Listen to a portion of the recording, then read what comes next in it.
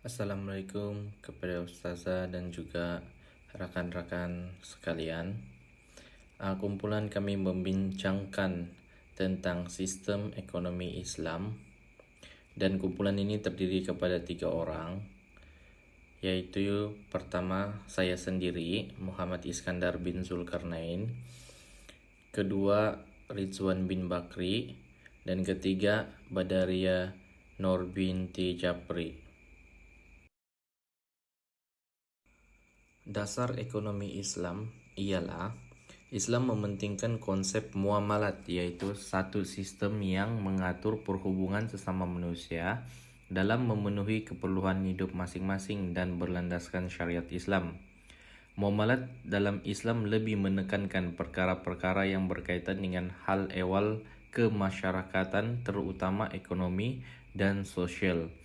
Syarat Islam juga mementingkan cara sesuatu kekayaan itu diuruskan. Harta kekayaan merupakan amanah Allah kepada manusia. Oleh yang demikian, wajar bagi manusia untuk menggunakan harta berkenaan ke jalan yang diridhoi Allah, yaitu berlandaskan hukum syara. Halal dan haram perlulah diberikan perhatian yang sewajarnya kerana ianya penting untuk mendapatkan keridaan Allah di dunia dan di akhirat kelak. Seterusnya, definisi menurut Syed Muhammad Bagir Asad. Ekonomi Islam merupakan mazhab, pemikiran dan ajaran yang merujuk kepada Islam secara sepadu, berhubung dengan pemikiran dan ajaran, juga analisis dan tafsiran yang berpandukan kepada pemikiran dan ajaran tersebut bagi menyelesaikan masalah-masalah perekonomian. Manakala, menurut Muhammad Al-Mubarak, ekonomi Islam ialah sekumpulan kaedah yang berhubung dengan milik, amal, pengeluaran dalam bentuk material dan spiritual, penggunaan dan pengedaran yang berkaitan hak-hak penghartaan bersumberkan Al-Quran dan As-Sunnah. Dan last sekali, menurut Muhammad Abdullah Arabi, ekonomi Islam merupakan dasar-dasar umum ekonomi yang disimpulkan daripada Al-Quran dan As-Sunnah, dan pembangunan perekonomiannya diasaskan kepada dasar-dasar tersebut sesuai dengan keadaan dan masa.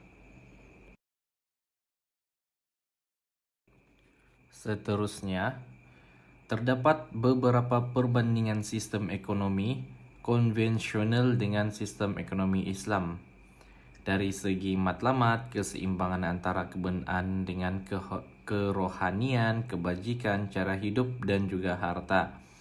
Ekonomi Islam dari segi matlamat, keselamatan dan kebahagiaan di dunia dan akhirat. Dari segi ekonomi sosial, kebebasan ekonomi dan kepuasan maksimum dinafikan. Manakala dari ekonomi kapitalis, kebebasan matlamat individu dan kepuasan maksimum. Yang kedua, keseimbangan antara kebendaan dengan kerohanian. Dari segi ekonomi Islam, manusia berekonomi sebagai ibadat kepada Allah. Segala kegiatan ekonomi yang berjalan adalah atas dasar kepatuhan kepada segala perintah dan arahan Allah. Dari segi ekonomi sosialis, ekonomi hanya untuk kepentingan masyarakat dan kerajaan semata-mata. Dari segi ekonomi kapitalis, ekonomi hanya untuk kepentingan kebendaan semata-mata. Yang ketiga, kebajikan. Menurut ekonomi Islam, ekonomi keseimbangan antara kepentingan individu dengan masyarakat. Dari ekonomi sosialis pula, fokus utama adalah masyarakat. Dari ekonomi kapitalis mementingkan individu secara mutlak tanpa menilai kepentingan orang lain atau masyarakat. Yang keempat, cara hidup. Ekonomi Islam, cara hidup manusia berpandukan kepada iman dan sosial. Manakala dari ekonomi sosialis, cara hidup mereka ditentukan oleh kerajaan atau pemerintahan. Dan dari ekonomi kapitalis pula, cara hidup bersosial yang berasaskan kepada rasional dan logik. Dan yang terakhir dari segi harta, ekonomi Islam manusia hanya sebagai pemegang amanah dan bukan pemilik mutlak harta tersebut. Dari segi ekonomi sosialis, sistem ekonomi sosialis menyifatkan harta adalah milik negara sepenuhnya dan membataskan hak milik individu. Dan yang terakhir, ekonomi kapitalis adalah milik mutlak. Dari segi ekonomi kapitalis, ekonomi adalah milik mutlak individu dan boleh dibelanjakan sesuka hatinya tanpa ada peraturan atau campur tangan sesiapa. Dan seterusnya, ciri-ciri ekonomi Islam terbahagi kepada dua. Yang pertama, ciri-ciri umum, kedua, ciri-ciri khusus. Dari segi umum pula, ialah Rabbani, berakhlak, insania dan seimbang. Manakala ciri-ciri khusus pula terbahagi kepada 5. Yang pertama, ia berasaskan Al-Quran dan As-Sunnah. Yang kedua, sebahagian daripada keseluruhan sistem kehidupan Islam yang lengkap. Ketiga, kepentingan individu dan masyarakat dalam ekonomi sentiasa diseimbangkan. Yang keempat, kegiatan ekonomi bersifat kebendaan tetapi bercorak kerohanian. Dan yang terakhir, ekonomi Islam sentiasa sesuai sepanjang zaman.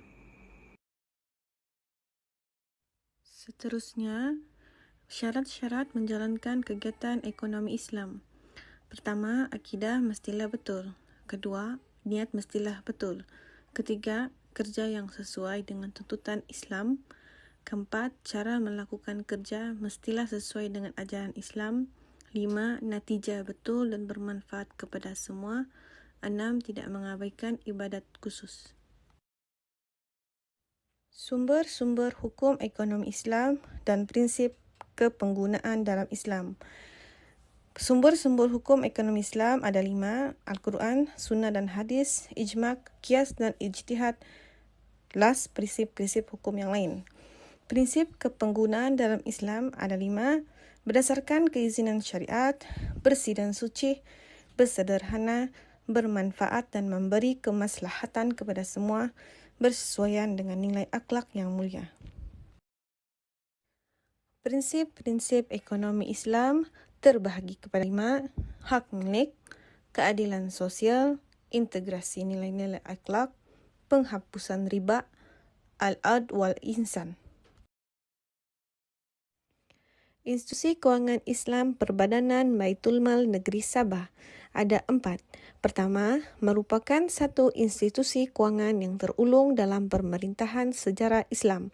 Kedua, bertindak sebagai perbendaharaan negara yang mengumpul berbagai sumber pendapatan negara seperti zakat, cukai, harta wakaf dan sebagainya. Ketiga, merupakan lembaga atau institusi yang berfungsi sebagai pengamanah perbendaharaan awam bagi orang Islam. Dan last sekali, mengendalikan aset yang bertujuan untuk maslahat umum.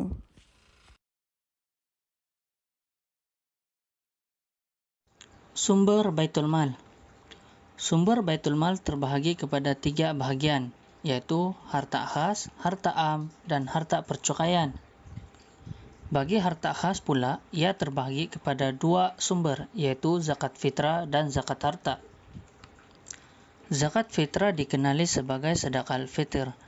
Ia diwajibkan setahun sekali ke atas orang Islam yang hidup sepanjang bulan Ramadan sehingga hari pertama Syawal. Ia bertujuan untuk menyucikan diri dari hati dan mengembirakan hati fakir miskin pada hari raya. Zakat ini dikeluarkan sebanyak segantang daripada barang-barang yang mengenyangkan, seperti gandum dan beras. Kemudian zakat harta. Zakat harta ialah zakat yang diwajibkan terhadap individu dari berbagai sektor ekonomi seperti tanaman, emas, perak, perniagaan, pendapatan, simpanan, dan saham. Kemudian harta am. Harta am terbahagi kepada 7 komponen utama, yaitu fa'i dan ghanimah, ma'adin, wakaf, rizaq dan luqatah, wasiat dan warisan, sedekah, nazar dan kafarah. Fa'i dan ghanimah. Fa'i adalah harta yang diperolehi kerajaan Islam daripada orang bukan Islam dengan jalan damai. Manakala ghanimah pula merujuk harta yang diperolehi daripada orang bukan Islam daripada hasil rampasan perang.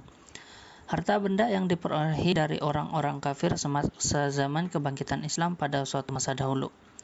Islam telah menghadkan hak 4/5 daripada keseluruhan harta rampasan untuk tentera yang menang dan 1/5 untuk faedah pada masyarakat. Kemudian ada ma'adin. Ma'adin merujuk kepada harta yang bernilai yang terpendam dalam perut bumi seperti emas, perak, tembaga, dan besi. Harta ini pada dasarnya terletak di bawah kuasa pemerintah dan menjadi hak milik negara untuk dimanfaatkan bagi menampung keperluan masyarakat dan negara. Seterusnya ada rizaq dan luqatah. Rizaq merujuk kepada tinggalan orang-orang jahil yang terpendam dalam perut bumi. Harta rizaq yang dijumpai di tanah yang dimiliki akan menjadi milik tuan tanah dan akan dikenakan cukai ke atasnya. Luqatah pula ialah harta bernilai yang dijumpai dan dipercayai menjadi milik orang Islam. Harta tersebut hendaklah dipulangkan kepada tuannya. Jika selama setahun tiada siapa yang menuntutnya, maka harta tersebut menjadi milik tanggungannya. Kemudian wasiat dan warisan. Wasiat merupakan salah satu cara pemindahan pemilikan dalam Islam yang memberi peluang kepada pemilik harta memindahkan sebahagian daripada hartanya ke tangan orang lain yang bukan waris, di mana Islam telah menghadkan waris sebanyak 1/3 bahagian sahaja daripada harta pemiliknya, kerana 2/3 bahagian lagi merupakan hak waris yang ditinggalkan. Seterusnya ada wakaf. Wakaf merujuk kepada penyerahan mutlak penggunaan manfaat harta bagi kepentingan orang ramai selain untuk dirinya. Wakaf terbahagi kepada dua, yaitu wakaf khusus dan wakaf am. Wakaf khusus ialah penyerahan harta wakaf yang telah dikhususkan penggunaannya oleh pemiliknya dan harta ini tidak boleh digunakan untuk tujuan lain selain daripada apa yang telah ditentukan. Wakaf am pula wakaf dalam bentuk penggunaan umum untuk kepentingan dan kebajikan umat Islam seperti membina pusat kesehatan. Seterusnya ada sedekah.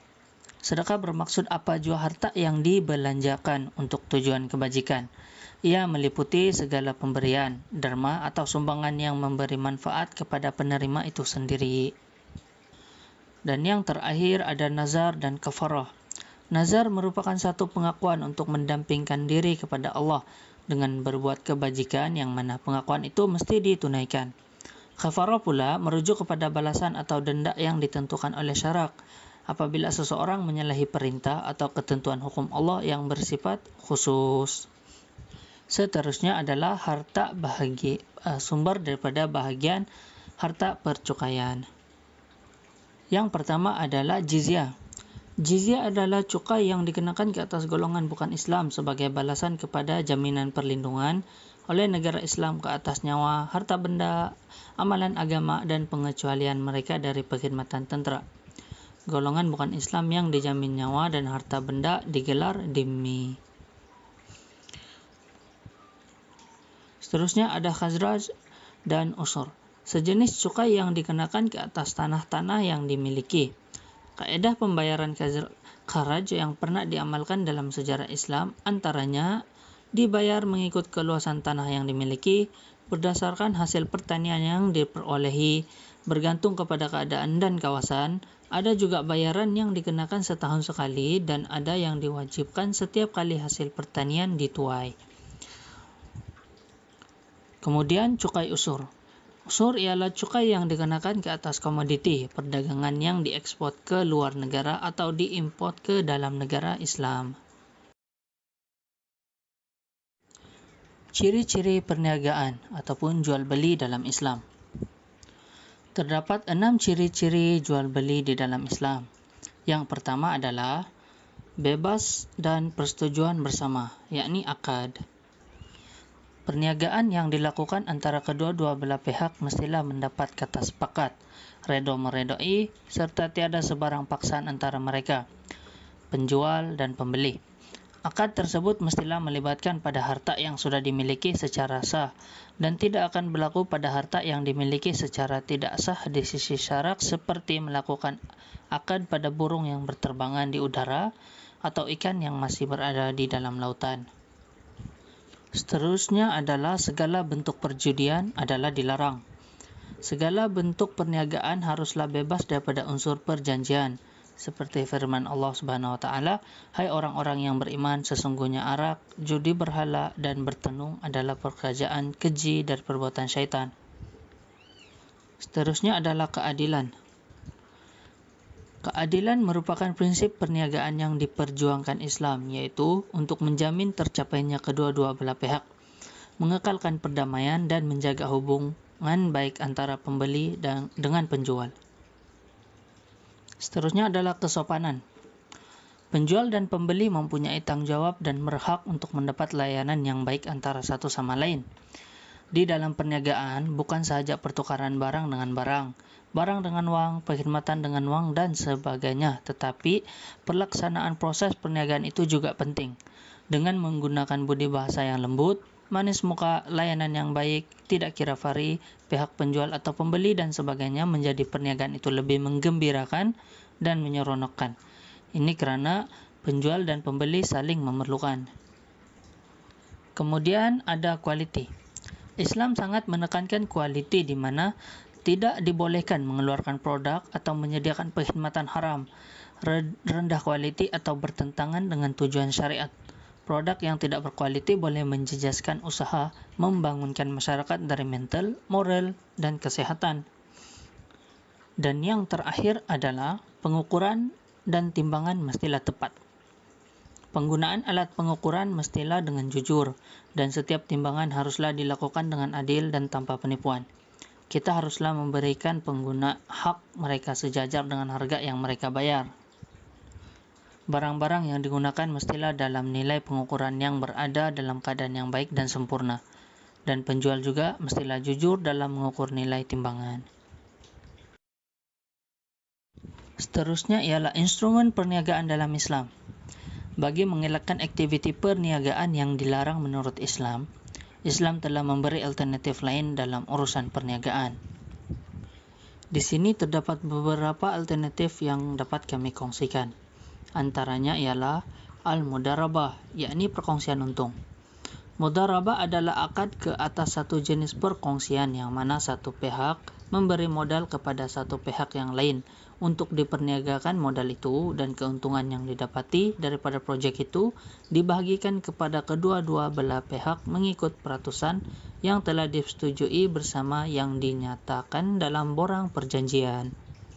Seterusnya adalah al-musyarakah ataupun perkongsian modal.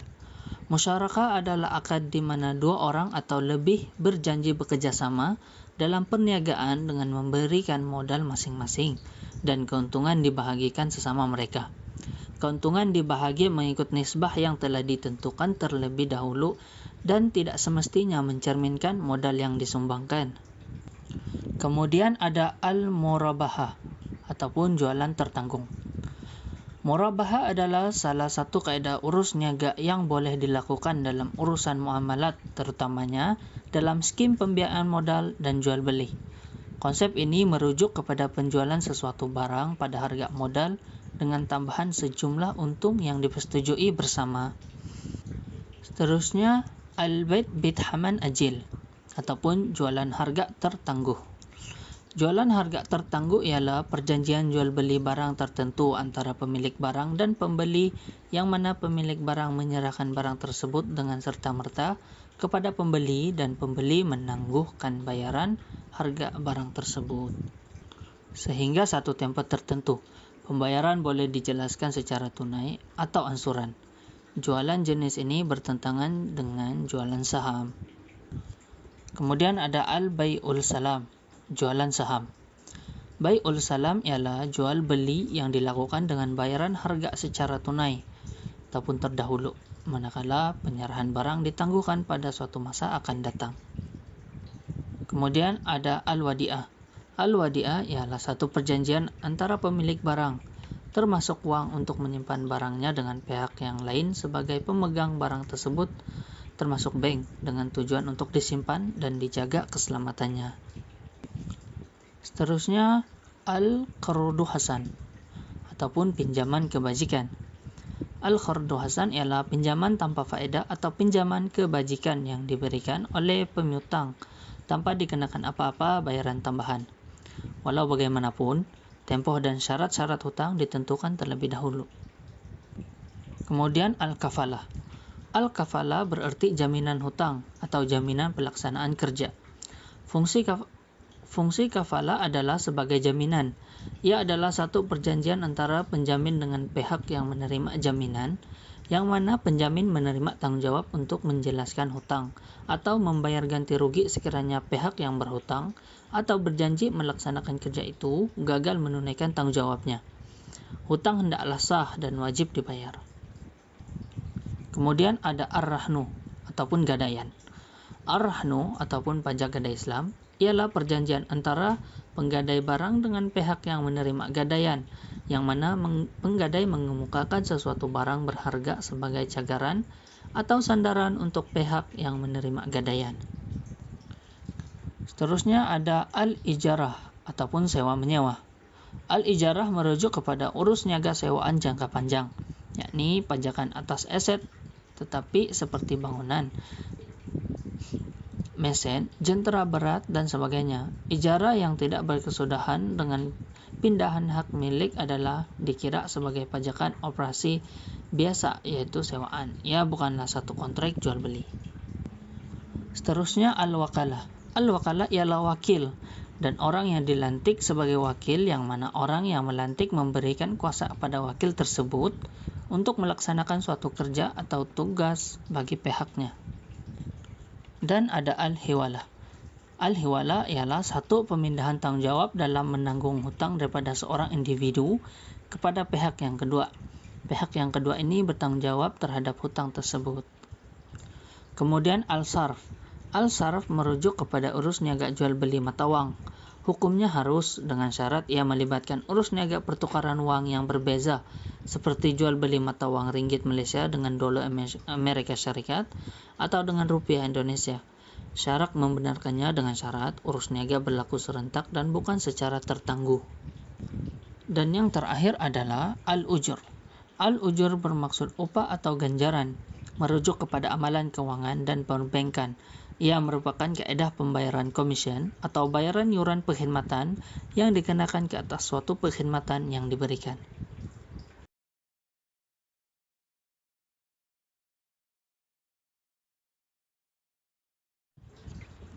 Kesan pembangunan ekonomi yang tidak mengikut landasan Islam. Apabila pembangunan ekonomi tidak lagi selaras dengan garis panduan yang berlandaskan Al-Quran dan Nas-Sunnah, antara akibat yang akan terjadi ialah kegagalan dalam merealisasikan pembangunan insan sebenar boleh membawa padah kepada masyarakat. Maka, pemimpin di kalangan Islam menanggung dosa kerana gagal menjalankan amanah yang dipertanggungjawabkan. Berlakunya keruntuhan moral dalam kalangan remaja Islam kerana tidak menerapkan nilai-nilai Islam dalam kehidupan. Pencapaian akademik sahaja tidak dapat mengukur kejayaan yang sebenar.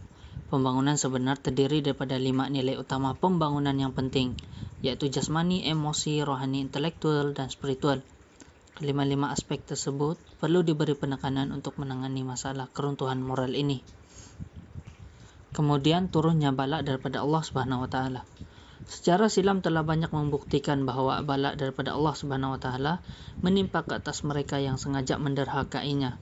Peristiwa tsunami yang berlaku pada zaman ini patut dijadikan pengajaran bagi mereka yang berakal. Kemudian negara Islam akan ditindas atau ditakluki oleh orang bukan Islam.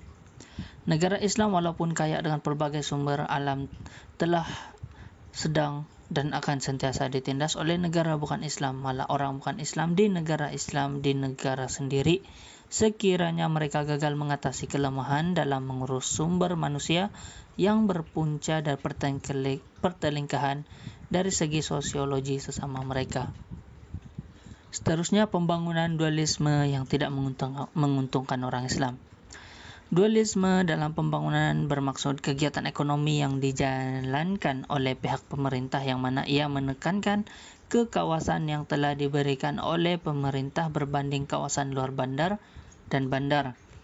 Memberi kepentingan terhadap sektor ekonomi tertentu memberi kesan pada bentuk ekonomi yang ada di negara tersebut, mengakibatkan ketidakstabilan pada sektor ekonomi yang lain.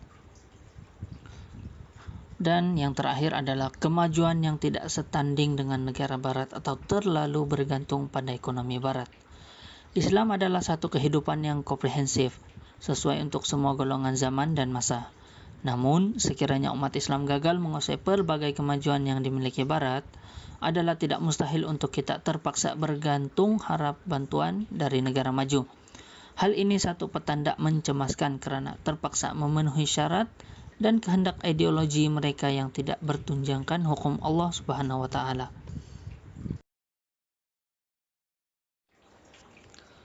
Matlamat di dalam ekonomi Islam. Apakah matlamat di dalam ekonomi Islam? Ekonomi Islam ialah sains sosial yang mengkaji keinginan yang tidak terhad untuk menggunakan sumber yang ada dengan menggunakan akal fikiran dan daya usaha yang terhad di dalam mencapai kebahagiaan di dunia dan di akhirat.